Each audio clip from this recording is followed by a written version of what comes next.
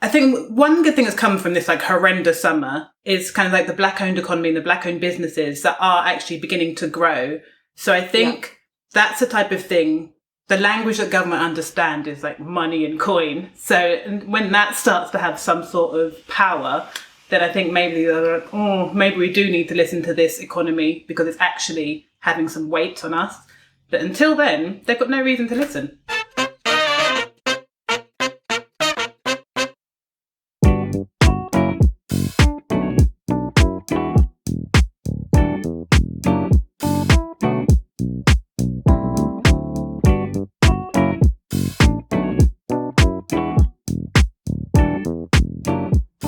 I'm Luanda Yasmin. And I'm Anissa. Welcome to episode 23 of Ethnically Speaking. We're mixing it up again this week as Sophie is currently away working her magic on another project. She will be back next week, but for today, we are joined by the very special, inimitable musical act and creatress, ECKOES. Welcome to the show, ECKOES. Hey! Now, as for anyone who's watching or listening who might not be as familiar with yourself or your music, could you tell us a little bit more? Cool. I am a singer and songwriter from East London. I dabble in a bit of clothes design and creating little bits. So yeah, I'm an artist, I reckon. Oh, yes, and I'm so excited to get to know you more throughout the show. As you can see, we are still three fabulously smart, opinionated, curious, and highly melanated women representing the UK. We're here to discuss everything and anything affecting our communities, from current affairs to pop culture and everything in between. Nothing is off limits, and we always keep it 100. So forget tiptoeing around topics and technically speaking, and let's get into some ethnically speaking. So he's best known for his role as Aquaman in the DC universe, but in a recent interview with InStyle magazine, actor Jason Momoa surprised fans when he actually revealed that his family were left starving after his work on TV series Games of Thrones. So despite the show being a global success, when his character Khal Drogo was killed off in the first season back in 2011, sorry if that's a spoiler alert, Jason let everybody know that he was actually unable to find work for a few years after and was actually left in debt. So my question to you ladies is there a disconnect between the perception and the reality of being a creative? And how do you sustain yourself when you're trying to make it big? 100%. I think like there is a massive disconnect. I reckon because people think what you produce is lovely and enjoyable, that everything's lovely and enjoyable, but it's just like the fruit that people see, like the graft that no one actually gets to see. Yeah, I think the same thing. I mean, there was this article a couple of years back, or maybe even just last year, because this year's been long, but there was an article of this EastEnders actress who ended up working in B&M not long after she appeared on EastEnders, and it actually went viral. And so I had this actors workshop and we discussed the article going viral whilst we were in the workshop, and one of my friends who has worked on Coronation Street shared the story about him working in Coronation Street, and then after his gig on Coronation Street ended, working in the card factory. And one of the customers from the card factory spotted him and kind of like turned their nose up at him, like, oh, you've fallen off a little bit, haven't you? You know, which is ridiculous because you haven't. And but people don't understand, and that's why I completely agree. Like, yes, there is a disconnect between the reality and what people perceive it to be, because it's frustrating the fact that the same people who will tell you not to have a creative career because it's not stable, and you can't pay your bills with it and blah, blah, blah. Those are the same people that can't get their heads around the idea that consistent creative work does not happen immediately.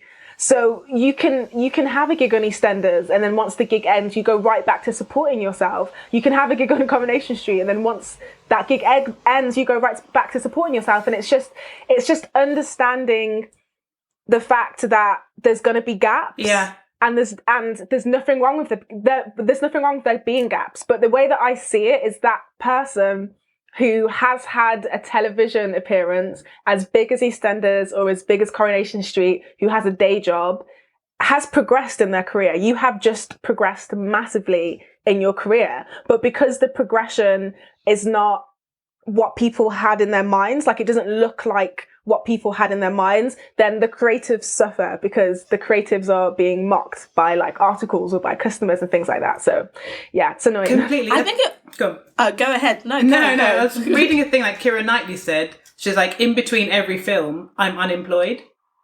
So like, if I don't know when my next film's coming, like that money won't last forever. And people need to realise that like there's no sick leave or holiday leave for artists. You're either working or nothing. So it's just a completely different way of living your life. Yeah, I completely agree. And I also think that a lot of the perception of this disconnect is due to a lot of non-creatives' fault, because I think with things like social media, you get like a highlight reel of like all the great things that are happening in your life, everything that you're working on now, especially Instagram. It's like, just got this, just in this movie, just created this great content. And so you're always seeing like the highs, and so nobody ever gets to see the lows. So that's why there's this massive disconnect between perception and reality, because on social media, I'm perceiving that you've got so many wins this way. So if I saw you in real life working in like Tesco or something, I'd be like, didn't I just see you on Instagram? And that is what I think people naturally have. They're kind of like, but didn't I just see you? Didn't I? But it's having to understand that mindset, like you spoke about ECKOES with Keira Knightley saying, but between everything, I'm unemployed. So if you were unemployed, what would you go and do? You'd go and get a job. Yeah. So, so that actually leads to my next question is for yourself, ECKOES. How have you sustained yourself as you've been like on your creative journey? At the beginning, there is no job I haven't done. Like, I probably handed you something in the street, like flyers, chocolate bar, can of something. Like, I did everything just because you have to, and because you need a certain amount of freedom to go to like an audition or go to something. So getting a 9 to 5 means you won't have time to do the thing that you're working for. So you take all these random jobs, and then like as you get a bit better and you can start like, charging a bit for this, like for artist stuff, then you can like let go of some of the other side jobs. But I think there's no shame in just supporting your art any way you can. Same, and I agree. I don't think supporting your art diminishes your art or the value of your art that you're putting out, but a lot of people attach shame to it for some reason, and I actually just find it so it's so bizarre to me. And you always find, I don't know if you guys find it, but especially with me, pursuing obviously all the things I want to pursue, people always give me like backhanded compliments. I don't know if you guys get this as well. It's kind of like, how's that little show that you're doing? Or you still doing that radio? Oh, what's going on? And it's kind of like, yeah, still doing it, still fighting for my dreams because that's what I want. Yeah. Did you expect me to stop? When people say, are you still singing? I was like, are you still a mum? Are you still a doctor? Like, do you know what I mean? Like, it's so weird to me. Yeah. I think I get the same thing, and it's frustrating because when you want a career in the creative industry, people kind of see you as being like a wave of the fairies, because a creative career is not taken as seriously as like a career in science is, just as an example. And so I think sometimes people, when they ask their questions, the undertones, the subtext of that question is, have you not joined us in reality yet? Like, are you still acting? You're still singing? You're still doing a little radio presenting? That just means, you haven't got there yet. You don't understand. Like, that's not happening. You need to go back to you. Do you know what I mean? So it's it's really annoying because, like I said, the perception affects the creative the most. It affects us negatively the most because we understand how the industry works, and we understand how it can start this way. It can start off slow. It can get slow in the middle of your career. You can be at the height of your career and still not get work. But it's about being consistent ourselves, and if we're like consistently finding work for ourselves or consistently creating work for ourselves, that's the thing that's going to help you move to the next level. So sometimes people aren't going to really take you seriously if, like, say for me, for example, if I want to be like, yeah, but I want to make a YouTube video, and they're like, oh, you get paid from YouTube, and I'm like, no, I have like a humble but I love it, and I'm doing things that I enjoy, but they can't fathom the fact that at the beginning, it's a lot of passion projects and it's a lot of work with no pay just because you believe in it and just because you want to be doing those things, because we've been taught to have this mindset of going for whatever's going to pay the most, and you're dumb if you take something for less pay, and that career can give you so much money, you can be earning this amount by the time you're 25 if you go to uni and study this, but you can get all of those things and still not be happy. That's so the thing. And loads of people say to me, like, what's the goal? What's the aim? Like, what's the point of what you're doing? It's like, what's the point of art? Like, what do you mean, what's the point? Really? Such a question. And I think, just adding on that as well, like for me, and just speaking about my own personal experience, that sometimes the perception could almost make you feel like sometimes my creativity feels stifled, because I feel like if it doesn't look a certain way, then people might not receive it in a certain way, or people are like, but I know you work 9 to 5, so why would I take your presenting seriously? This is a side job. So sometimes for me, it's always like, if I let what other people say feed into me, it starts to like block my creativity and like everything that I do. And when I was, I watched one of your interviews, Echo, with a different kind of women, and somebody asked you what your biggest obstacle is, and you said it's sometimes yourself. Yeah. And I really felt that. I was like, this really feels like myself. Could you speak a bit more to that, about feeling like that? Definitely. I think a massive part for me was drowning out the voices. Like, everyone's like unsolicited advice of, how have you thought about going on X Factor? Who have you thought about all this stuff? Like, I live under a rock and I've never heard of X Factor or anything. So, and it's just drowning out, like, your parents, like, what they thought you should be doing. Like, your friends, like, oh, like, we're going on a ski card holiday and you can't afford it. Like, and it's just letting all of that, like, negativity, making sure it doesn't stop your creativity, and just saying, like, well, I'm on my path. Like, it's not my job to make you understand, to be completely honest. So, yeah, I think that's a lot of growth for an artist to kind of be like, okay, well, whatever you say, it's based on your opinion. You don't know how it feels to make the art I do. And if you did, you wouldn't ask any questions.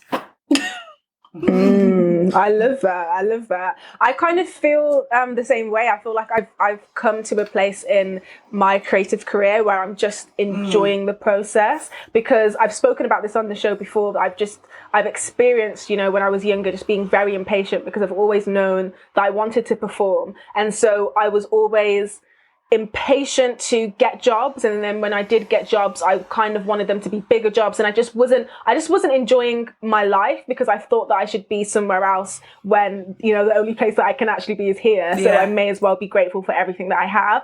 And I think it's completely changed the way that I live, just to enjoy everything. Like I said, like, we're doing passion projects, and if you think about it, like, you're harnessing your passion.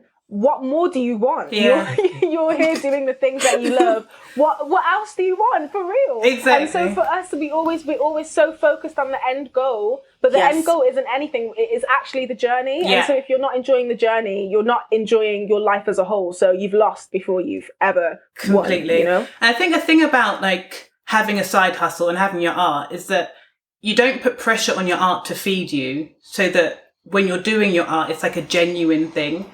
I think if if it's the only thing I have, then you end up taking any job that you find, just because it's that or starving. So I think having a little, that's a really good point. Little something on the side allows you to, like, just be a bit calm with what your actual purpose is. Yeah, I think I experienced that as well, because there was a period of my life where the only thing that I was doing was acting work, and it kind of it took the joy out of it for me. So it wasn't like, when you get an audition, it's not like, oh yes, I have an audition, this is so exciting, like, I get to learn my lines and I get to get into this character. It was kind of like, oh, finally, and I really need to get this one, because otherwise I can't afford to eat. Like, it's not fun. It's true though.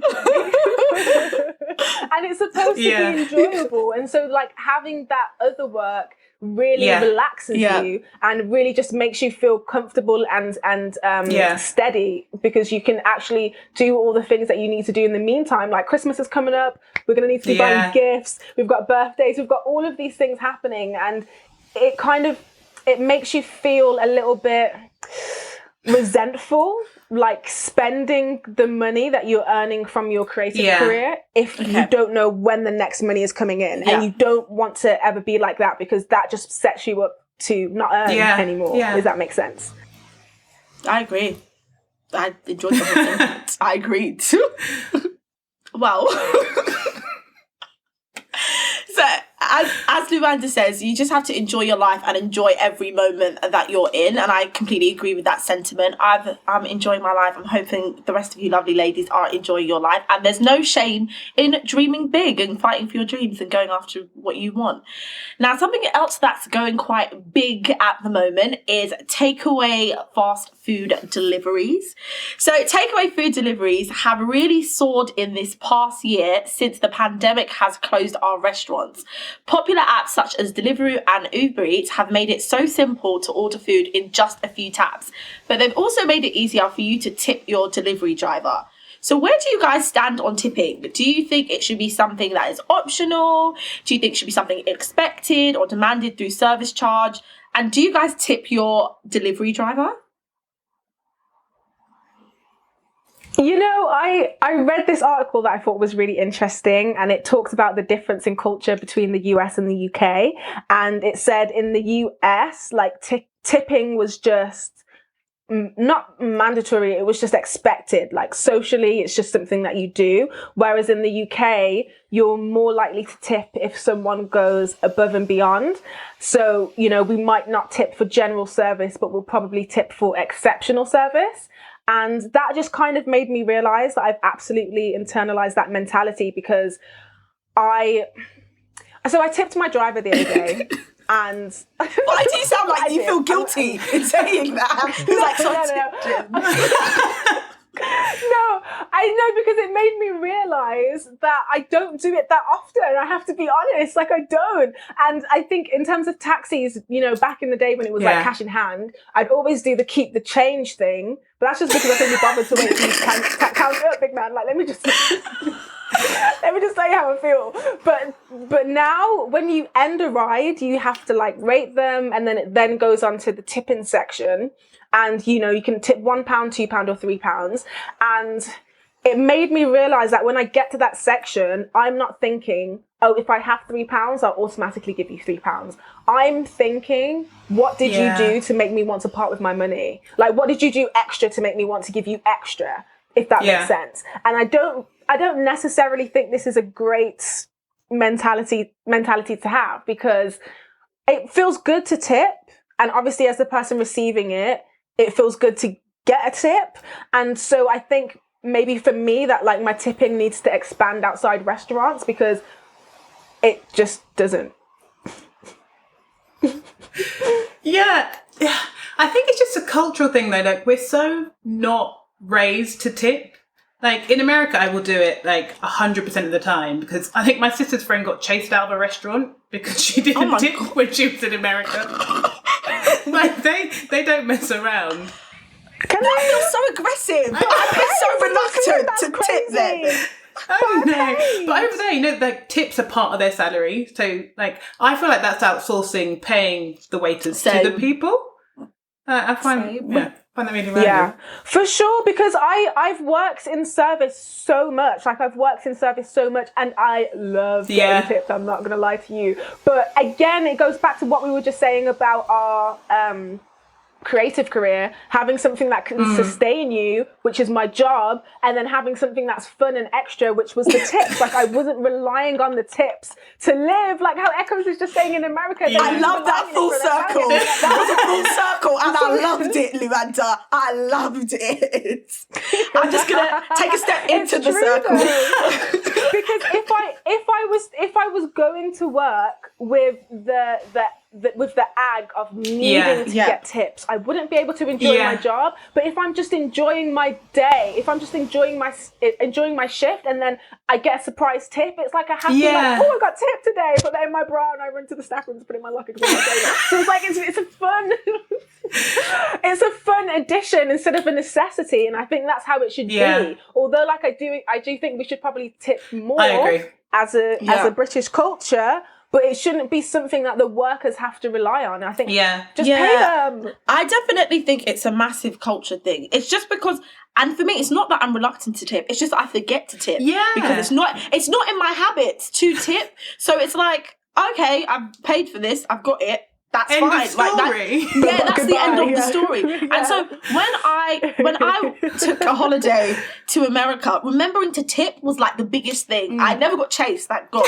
But it would be things like, okay, the taxi may have been $65, but I only had like $20 on me for $20, so I'd give you $80. I'm waiting for you to give me my change, and then you drive off, and I'm like, oh my gosh, my change. And then they're like, oh, there's no such thing as change, just give tips. And I'm like, change? I'm meant to get change. Like, I couldn't. And it happened to me all the time in restaurants, everywhere. Like, they were just going off with the money, and I'd be like, I'm waiting for my change, and they're like, no, it's the tip. And I'm like, the tip? And because I'm not used to it, I wasn't sure of how much to tip. Like, what is the fair tip? Do I give 10%? Do I give 20%? Like, does the tip go to everyone, or does it just go to you? Like, there's so many rules to it. It was just so confusing. So back in London now, I don't tip. I have tipped for good Uber drivers before. If I've really enjoyed the service, like we've had a good natter, even though I don't usually like talking, but if we've had a good natter, even though I don't like talking, and I've just connected with you, I think, you know what? Yeah, I'll give you a tip. But I haven't thought about my delivery drivers, which is actually a good thing, because sometimes these delivery guys, people are biking in the rain. And I feel so horrible as I watch them roll up. I'm like, oh my God, like I feel so bad because they're here bringing me my food and I'm in my comfy warm house. So this has definitely made me think about having to break out of those habits and try to create new habits and start tipping these people, because like it's not easy, man. It's really not. I've personally never had a delivery driver on a bike before. Really? I know friends. Yeah, they've never. Really? I've never seen for real. And I know that they exist because I have friends who work for Deliveroo and they work on their bike. But just I personally have never been handed food from someone on a bike. I do remember this one time that I tipped this food delivery guy because I ordered a pizza and I was with my friends, and it was like, I think it was Storm Dennis, and we had planned to go out, and then the storm happened. So we were like, maybe a night in instead, and then we all got really hungry, so I ordered pizza, and then he got here and I looked outside and I was like, sir, thank you for your service. Thank you so much for what you do. And so I tipped him, but I feel like on a normal day, I would just say thank you and smile at him and then just close the door.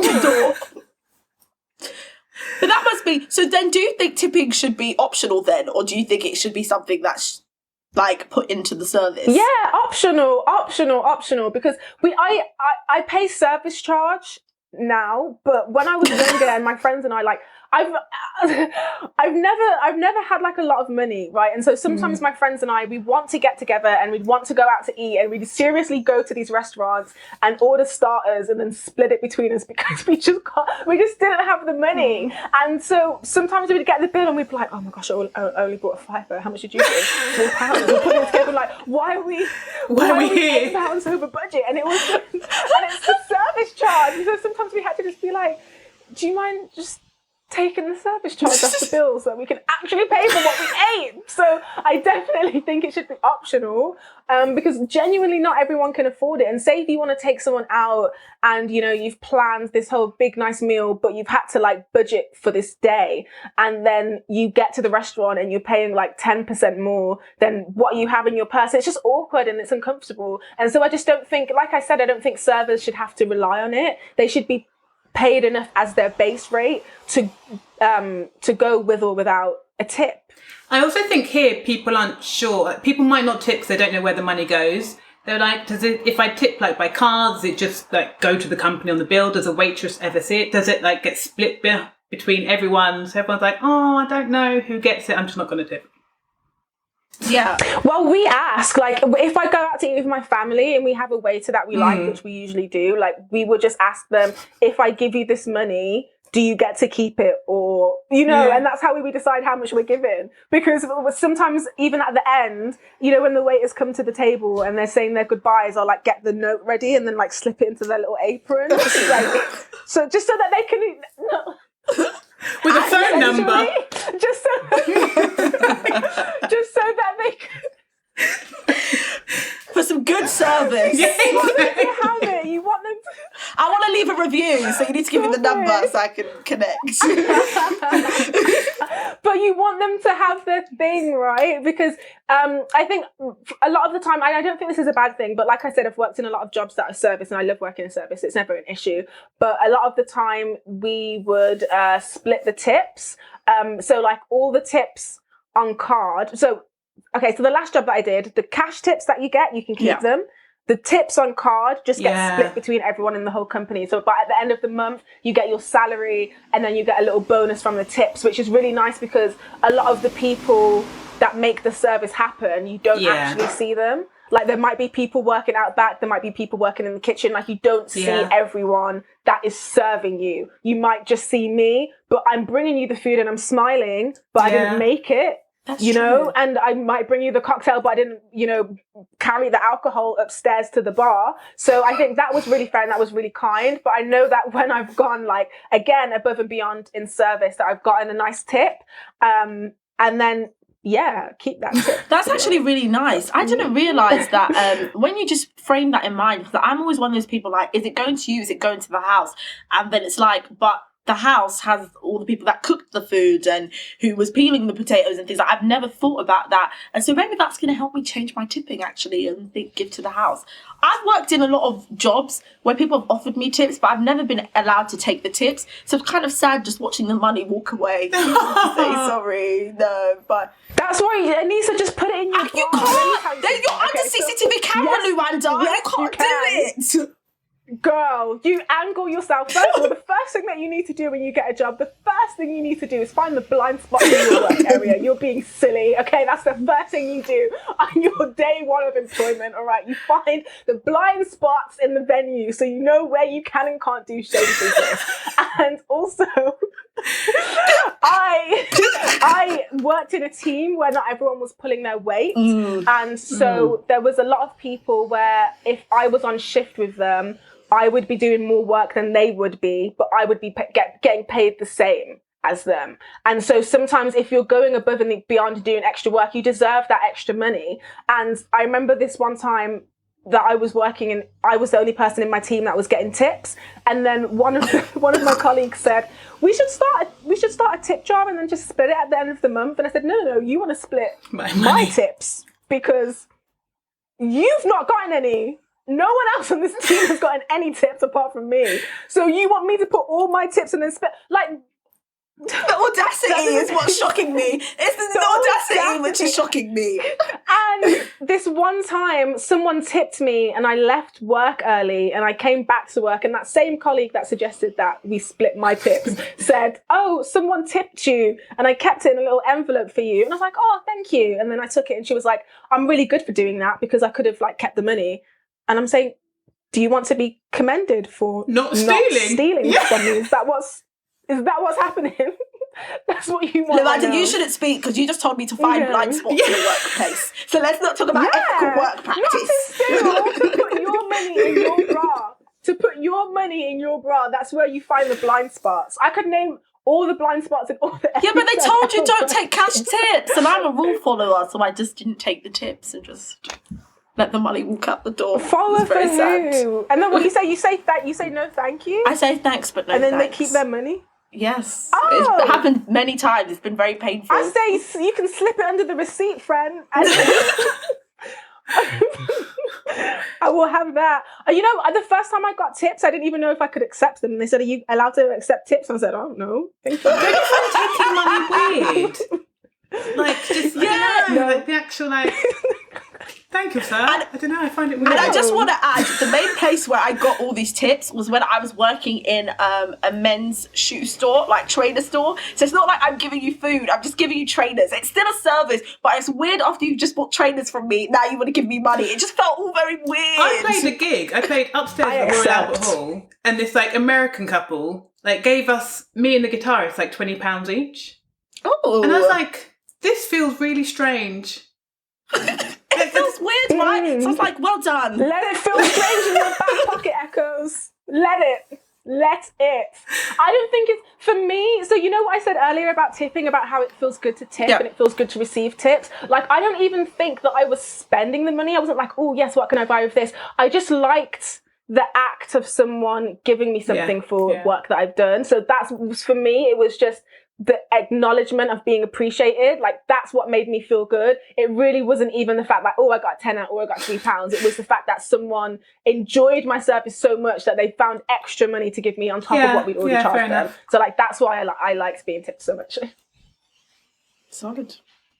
That brings us to the halfway mark of our episode. If you're watching on YouTube, make sure to subscribe and hit the like button. So far on this episode, we have talked about the perception of being a creative versus the reality of being one. And we have also talked about whether or not it should be mandatory to tip in service.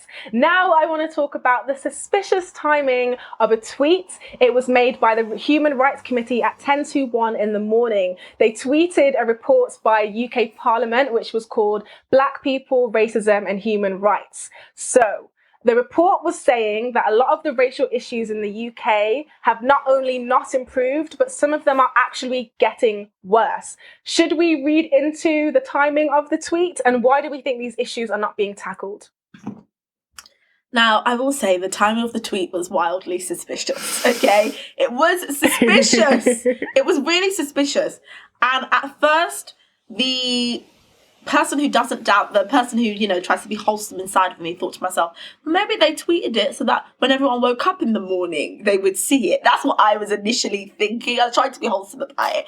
But then I just thought, no, they know that we're locked up at home with nothing better to do. We're up all hours on the timeline. So I thought to myself, no, it is suspicious that to me, it was just, who is working at this time? It was like, oh, I just finished the report, so let me tweet it right now. It was just wild. I didn't understand the timing. So there's no excuse for the timing. I find it wildly suspicious. I don't understand why a government report would come out at that time of night and you let us know. All of it just feels very suspicious. I wouldn't say that I'm shocked by the findings of the report, because I feel like this is everything that we already knew. I just think that the report wasn't wildly useful, in my opinion, because they were telling us everything that we knew, and then they would kind of say, yeah, this is a problem, it kind of needs to end, but we don't really have any plans to end it right now. Like, I was literally reading when they're saying, oh yeah, black and brown women are 4 times more likely to have issues giving childbirth. At the moment, we don't really have a target to end it, but then the literal next sentence said, this needs to be rectified. And then they moved on to something else. And I thought to myself, wow, that they're really just summing up our whole experience in a couple of sentences, saying, yeah, it's a problem, but it needs to be rectified. So the whole thing has felt awfully suspicious to me. I haven't really been fond of the report. I'm still combing through it because it was a lengthy 43. But what I've read so far, I'm not wildly impressed. This whole thing annoyed me so much. You're telling me no one there knows that 12:58 a.m. isn't a great time to post on social media? Like, why aren't we doing the coronavirus updates in the middle of the night if that's peak period to hit people? Like, come on. And that is true. The main thing about the report, it was saying that no one listens to the reports. So why are you giving me another report when you have all the information, all the other reports, and we're just regurgitating it every time? It was just all a giant waste of time. I agree. I kind of like the shadiness of the report, because they did not shy away from the fact that they were kind of saying within the report, how many more reports will this actually take? And a lot of the things in there said, you know, you guys are taking action that doesn't lead to any long-lasting change. It's kind of like you're making us do this to silence us, because we've had the stats, we've had the statistics for a while now. We don't need any more numbers. Like Anissa said, it wasn't really any new information. It was just more of the same information that makes us remember, okay, yeah, there's a problem here and it's not getting better. So why are we bringing up the problem without bringing up any solutions attached to it? You know, there's people that like make a list and then go to bed and then wake up and they make another list and they go to bed and they're like, oh, I'm working really hard. When you're not actually accomplishing anything, Like, we're just making this same list over and over again.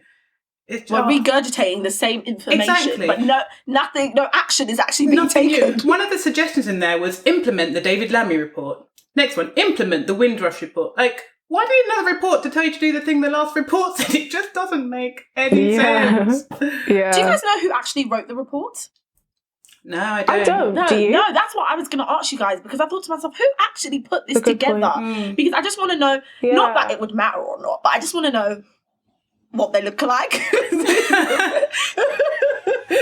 I just want to know, and who is in charge of letting us, the people, know? Yeah. Because the Twitter thing is honestly, it's so wild.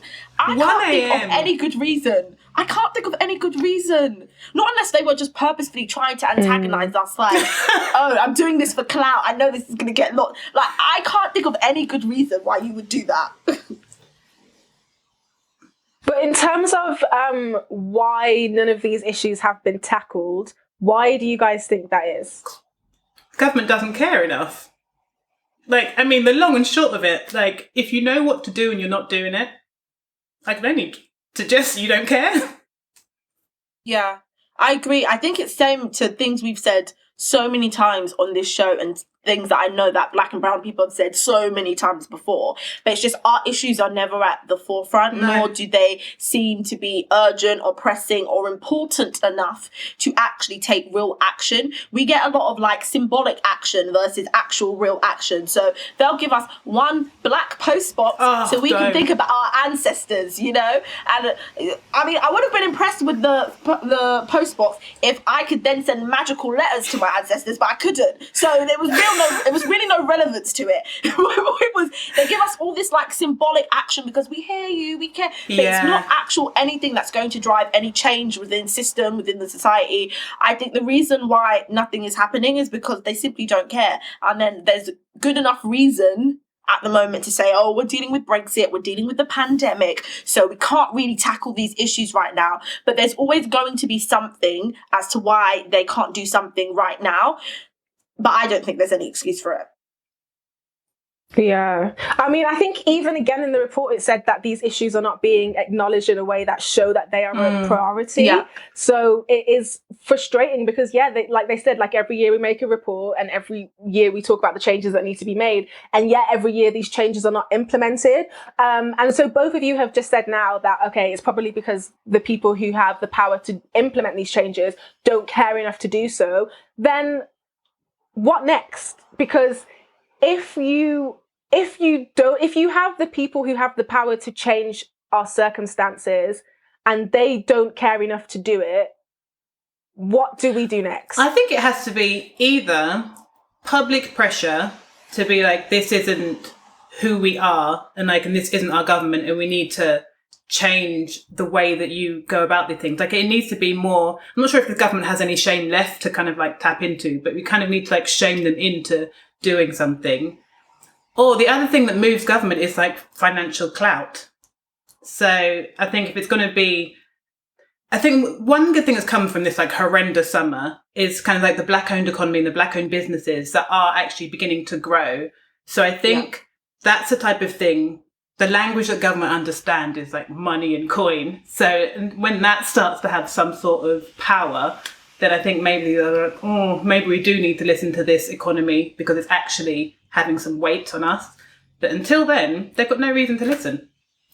Yeah, I think that, and I don't know if this would help, but I know we've also spoken on this show about the importance of allyship, because if people at the top don't really care, then maybe us at the ground level can start to do things. And I think it's like, not that, I don't know if any of it's going to make a difference, but I'm just thinking to myself, like, especially for all of us, well, most of us know people that are in the healthcare profession, and it's about even whether they're white or black, just having those conversations to say, do you know actually that black and brown women are 4 times more likely to have complications or die from childbirth? But like opening those conversations with them to start to think about what they can do directly within their profession to actually impact it.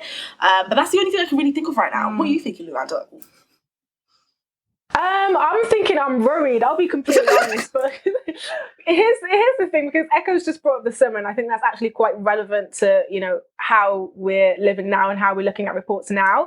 Because, you know, you just said something about shaming them into doing something, and for me, like, to get the government's attention, you have to make a lot of noise, and there was not, you know, you can't compare the level of noise that happened this past summer, because we've never seen something like what we saw, you know, May, June, July. We've never seen anything like that. And I think, you know what, okay, so there's this Malcolm X quote, and I think that you guys have probably heard it already because it's pretty well known, but when he was talking about progression, and he said, you know, if you stick a knife in my back 12 inches and then pull it out 6 inches, that's not progression. If you pull it all the way out, that's not progression. The progression happens when you start to stitch up the wound. And right now, people aren't even acknowledging the fact that the knife is there. And so what happened just summer gone, I can't speak for all Black people, but for me personally, that felt like the first time that the knife was acknowledged on a global scale. I've never seen anything like it in my life. And so now that the knife has been acknowledged,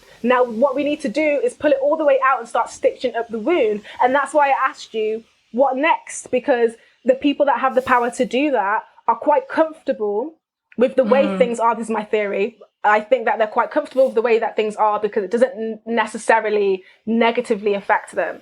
If you have a problem that isn't your, well, I wouldn't say isn't your problem, but from their perspective, isn't their problem because it doesn't affect them negatively, why would you go out of your way to solve it? It's the same thing that we saw with, you know, everyone was talking about Marcus Rashford. I think I said his name right.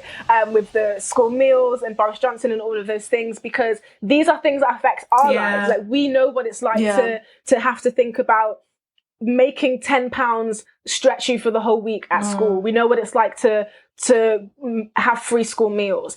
People who are making these programs don't know what it's like, so it's not a top priority because you don't know what it feels like to be hungry at school when all your friends are buying things, and you don't know what it feels like to be working so hard in a field and then have this concrete ceiling smack you in your face if you're a person of color, and especially if you're a person of color who also happens to be a woman. You don't get it because you've never had these doors closed to you. So these changes are not a top priority because they don't affect you like that. So that makes me just feel like, where do we go from here, you know?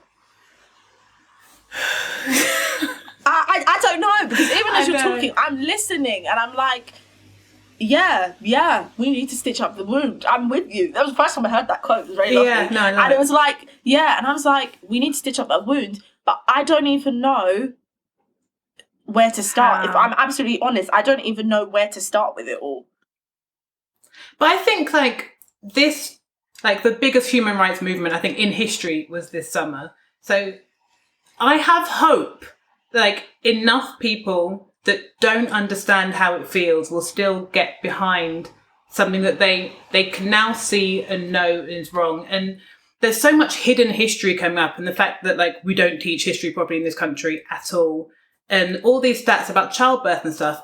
This is the first time so many people are hearing it. So obviously before they didn't understand what we were all complaining about if you'd never had access to the information. So I think if we let that sink in, and then we need the country to say, this isn't who we are. Because until you say it's not who I am, it is. So we need the whole nation to be no, actually, this isn't how we treat people. And that will take a while. And I believe in the goodness. I do. See, there's that little bit of wholesome me also that believes in it, wants to believe in it, wants to hold on to it. I think what will have to happen first is accountability. And we know that a lot of people in power usually have an issue with the whole accountability piece.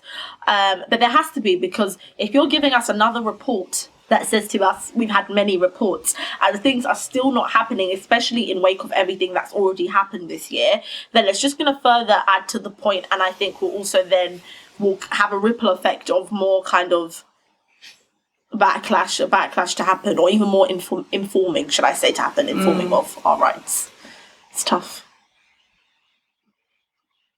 But I think it's tough. These reports, and I think the government kind of just aggravate the Black community rather than actually do anything. All these reports, all this lip service, and then those post boxes. Who signs this stuff off? I just don't understand. what the people need. 4 black post boxes. I told you, if it was magical, I would have understood it. I would have so understood it if it was magical. Just It was not. random. Can I write to Yeah, Simon? exactly. Can I write to my Yeah. ancestors What what's going on? Like, ugh.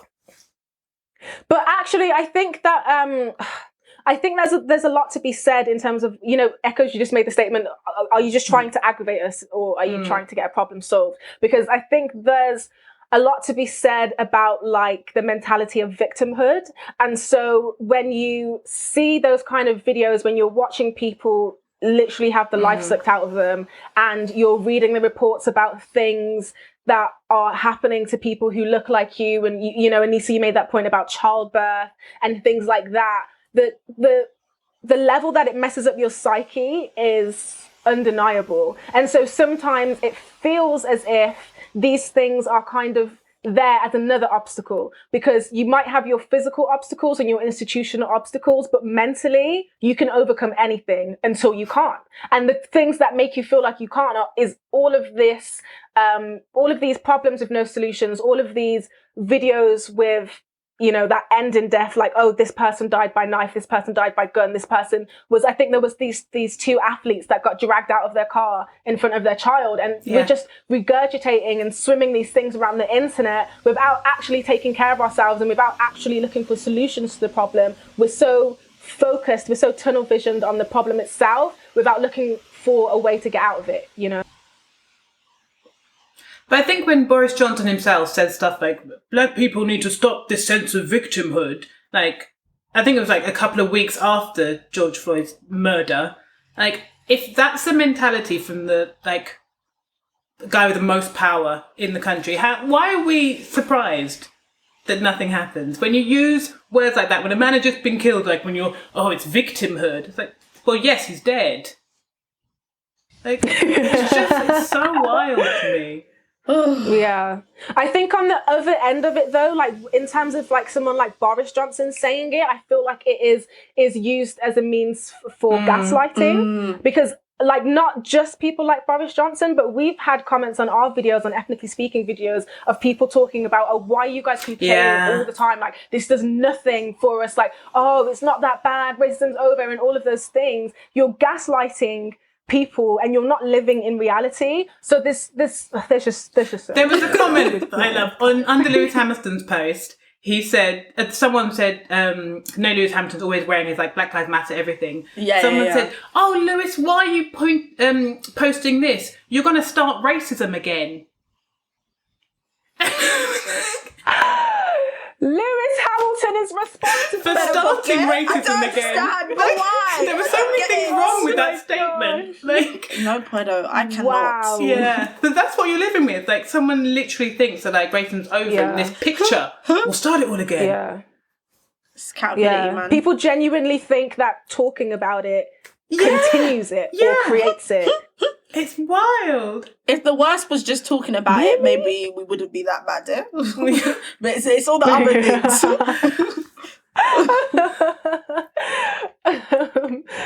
So speaking of questionable tweets, a Twitter user called ICanXZY tweeted that my brother broke up with his girlfriend and removed her from the family group chat, but we really liked her. So now we have a new family group chat with her, but without him.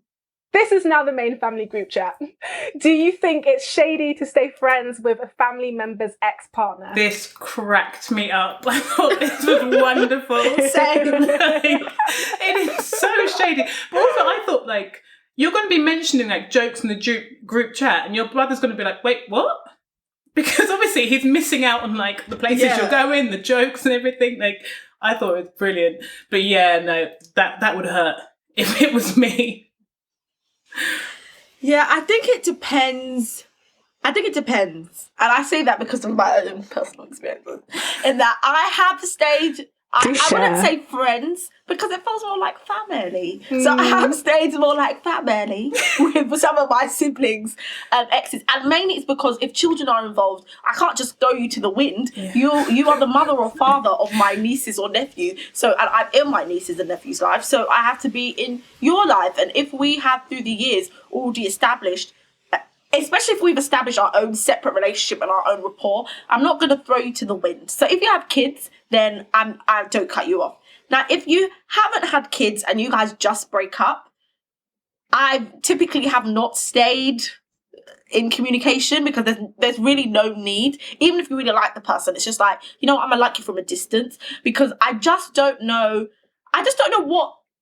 what would I gain from still having you in my life, knowing if it upsets my sibling. Does that make sense? Yeah. So I wouldn't go create a whole great family group chat and this is the main group chat, but only you are left out because you and this person. That's the main It's just bit. strange. It's the weirdness that, like, this is the one that everyone's like organising Christmas on. Like you can, it's okay to maybe have another group chat, but for that to now be the main, do you know how offensive that is? I can't. Yeah, I have to say I'm not here for any like I'm so mad. I'm actually so mad. And the only time that I would stay friends with like a family member's ex is, like you said, Anissa, if they have kids. Because if you have kids with one of my family, you've now created an extended family, and therefore you're part of my family. Like, we can't reverse that. You're family now. That's fine. But I'm talking about just like boyfriend girlfriend relationships that just ends, and there's no ties, there was no marriages, there was no babies, it just ends. First of all, me and my family are not playing those games, okay? We may like you, and you are welcome around our house. You're not coming on holiday, and you're not worming your way into the family group chat in the first place. It's just not gonna happen. And I don't see why people have wide open. But you know what I asks, is it about, does it matter about length of time? So what I'm saying is, if, for example, right, your brother or your sister was with their partner maybe for like 3 months versus 13 years, like, this person now has been invested in your life for a while, are you now gonna just absolutely cut them off? See, the thing is with me, like, I'm never going to be the one to treat someone badly. Like, if I don't want you in my life, I'm never going to treat you badly. I'm never not going to be friendly with you, and I'm never not going to be kind. But you're not in the group chat.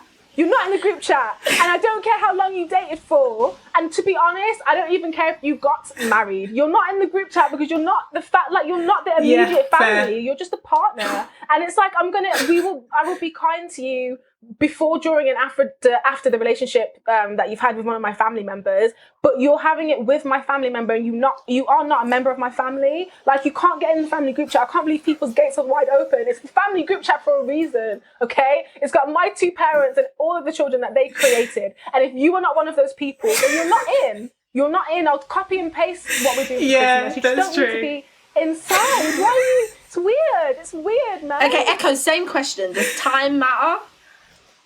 Actually, now I've heard that, like, speech, like, I'm converted to, like, only blood in the actual group chat. And then if you need to know, then I can forward you on the thing. So would you guys have your siblings' exes on social media, or that's also a rule out as well? Yeah, no, I don't think so. This is what I mean by, like, I'm not going to be friendly with you, because most likely, if you're dating one of my siblings, I'm probably going to like you anyway. So it's probably going to be very easy for me to get along with you and for us to build a friendship. And I don't see why that needs to. It doesn't have to, like, end. Like, it doesn't have to evaporate from the face of the earth. I'm never going to be someone who pretends like you don't exist because you guys broke up. Like, I think that's dumb. But it's just the deepness of being inside the group chat, you know, because my family, we have 3 group chats, right? So we've got, like... How do you know there's not more? You're not in. Honestly. There is. So there's the one with, like, my siblings and my parents. And then we have one with my, like, the older cousins and all my aunties and uncles. None of their partners are in the group chat. Just the people that my nan gave birth to. Do you know what I'm saying? And then they have their own group chat, which is just their siblings. So it's just like, just my nan's children, none of the grandchildren. And so I just don't see any need for people who are in and out of their life to be in and out of the group chat, because you know how cheeky it is where it says, like, Luanda has removed Anissa from the group chat. Like, it's so rude. You just didn't need to be there in the first place. The thing, guys, as I'm listening, I think you guys are pushing me the other way. I mean, this is what I'm honestly saying this. Because the thing is, when I'm thinking about all the different partners I've met, because I have a lot of siblings, right? So all the different partners I've met, there have been people that I genuinely liked and thought, oh, you're nice, and we can key. And then there's been people that I haven't liked so much, and then there's people that I have just absolutely connected with on every level. So it's like if I'd met them in a coffee shop, we would have been the best of mates anyway. Do you know what I mean? And just by chance, this is how you are now in my life. And it has been difficult for me to then cut these strings once you have detached from this person, because my bond with you has nothing to do with this person. Even though this person has brought you into my life, I now have this whole new attachment to you. And I think I've spoken about this show before, I have a really tough time of letting people go who I'm attached to and who I think is significant in my life. And I know it's shady, but, and I also am speaking from another place of someone with a dysfunctional family, sometimes you might not even, your siblings might not even really get on like that. Like, you might not even kiki like that. So you might actually prefer that person than your actual sibling. So you may just generally have a group chat with them. You and them might go out for dinner and, be having a good time. I think the only issue is if it really offended my sibling, then I'd be like, okay, maybe I have to counter check myself, but I would not stop the relationship, though I will say that I would not. I think it's not having the sibling in the group chat as well. Like, it just seems all so shady. But it depends on what the group chat is about. For example, imagine if your whole family... He said no. But imagine if your whole family like apple picking, and so does the girlfriend. She likes apple picking. So your main group chat now is all about your life of apple picking, but the brother doesn't like apple picking. What, do you have them in the group chat? No, I think it's wrong. I think it's wrong on every You've swayed level. me. I just can't. I just don't see. For me, I'm like, you have to be the creme de la creme of the human race for me to want to continue this relationship after you're not dating my sibling or my cousin or something like that. Like, who are you for you to be that magnificent that I'm still trying to reach you after you guys aren't together? Because for me, like, I feel like I've got a pretty solid friendship group. I've got quite a large family. I'm not necessarily on the no new friends Drake thing, but I'm like, if it's gonna cause more harm than it's worth, then who do you have to be? Like, who are you? Like, we have to really think about it. You have to be spectacular. The thing is, when you connect with people, Luanda, you connect with them. So I'm not saying every Tom, Dick and Harry do I need to be friends with, but the ones that I have deeply connected with, why must I entangle myself? If I explain to you very nicely about how deep I feel this connection is and why I cannot let it go, like, for example, to my sibling. You might need to date them, Anissa. You might just need to start dating them, okay? But if you explain it and have that conversation, because what I thought was wrong in this scenario is it's almost like they're hiding it from the brother, and I think that's a problem. But I think if you are open and honest and can have that conversation, then there's room for all the group chats in the world. Yeah, do you know what I mean? What's the odds that you've fallen in love with your siblings, person or whatever's going on there, but has your mum and your dad and your other brothers and all that, has everyone just fallen in love with this new person? Is it that serious? I think they just dislike this so much so that this person is for real, because you have to be like, oh, you know what would be great if we had this group chat without him, but with her. I think that if you met her in the circumstance that she wasn't your brother's girlfriend, you probably wouldn't be that fussed about her. But the thing that you enjoy is having something that's separate to him, because you guys don't really like him that much. That's what's going on. Yep. No. And Anissa, whoever you've been talking about. Listen, I'm not enough with them. And do you know what? I'm not enough with them. And I'll say connection. Do you know what? I've actually said too much, because I'll probably get myself in trouble. So I really need to stop talking. But what I will say is, it doesn't mean you dislike the sibling. I'm making it clear. It does not mean you dislike the sibling. You just connect. And that's all I can say. In the chat. I've said too much. Let him in. But why does he need to be? I just don't understand how you got there in the first place. Why are you in there? Why? Do you know what? Why can't we I'll text you. I'm not speaking about chat. I'm just speaking about my personal relationship, because I don't do group chats at all, normally. But my personal relationship is different from a group chat.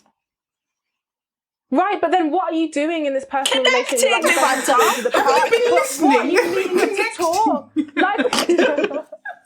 I just don't. I don't personally get it. And on the note of deep, deep, deep connections, that has brought us to the end of the episode. We hope you have enjoyed watching and listening as much as we have enjoyed talking. If you want to keep the conversation going, be sure to let us know. Would you stay friends with someone that your family member is no longer dating? Let us know in the comments below. If you're watching on YouTube, don't forget to subscribe, give this video a thumbs up, and hit the notification bell so that you don't miss a thing. If you would like to see even more from us, make sure to sign up to the mailing list where you can have access to Extra Ethnic. That is a new segment which is exclusively available to our emails only. If you want a summary of everything that we've talked about today, head on over to unitedmelaningroup.com/ES023. We would like to give a massive thank you for our special guest host, ECKOES. Make sure you check out her music. She's an incredible artist. You can follow her on Instagram at @IamECKOES. You can see all of her upcoming tour dates once Corona has left the building at her website, iamechoes.com. And don't forget to check her out on Spotify as well. We will see you same time, same place next week. Until then, wear your mask, wash your hands, keep your distance, and stay safe.